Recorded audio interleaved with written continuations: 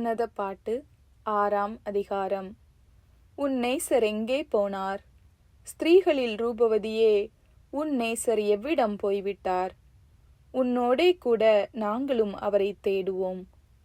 தோட்டங்களில் மேயவும் லீலி புஷ்பங்களை கொய்யவும் என் நேசர் தமது தோட்டத்துக்கும் கந்தவர்க்க பாத்திகளுக்கும் போனார். நான் என் நேசருடையவள், என் நேசர் என்னுடையவர். அவர் லீலி புஷ்பங்களுக்குள்ளே மேய்கிறார்.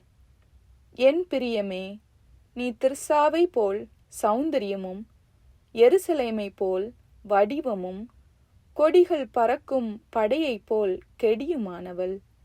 உன் கண்களை என்னை விட்டு திருப்பு, அவைகள் என்னை வென்றது.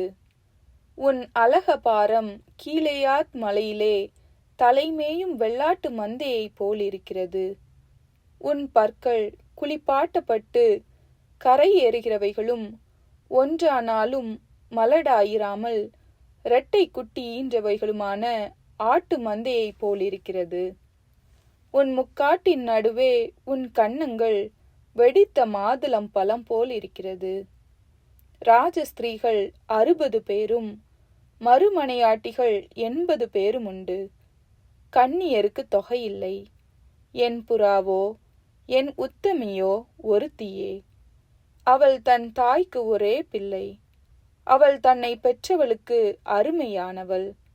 குமாரத்திகள் அவளை கண்டு அவளை வாழ்த்தினார்கள். ராஜஸ்திரீகளும் மறுமனையாட்டிகளும் அவளை போற்றினார்கள். சந்திரனைப் போல் அழகும் சூரியனைப் போல் பிரகாசமும் கொடிகள் பறக்கும் படையைப் போல் கெடியுமுள்ளவளாய் அருணோதயம் போல் உதிக்கிற இவள் யார்? பள்ளத்தாக்கிலே பழுத்த கனிகளை பார்க்கவும் திராட்சை செடிகள் துளிர்விட்டு மாதுளஞ்செடிகள் பூத்ததா என்று அறியவும் வாதுமை தோட்டத்துக்கு போனேன்.